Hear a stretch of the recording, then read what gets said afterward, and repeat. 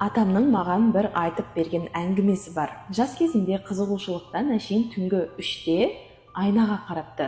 Ата өзі айнаға күлмей, былай қарап тұр да, ал бірақ айнадағы оның бейнесі оған қарап күліп тұр. Сол түннен кейін атам түнде айнаға қарамақ түгілі үйдің бәрінен айнаны алып тастаған. Мынандай бір сөз бар: айна өзіңді көретін нәрсе емес, ол айна негізі сені көргісі келеді.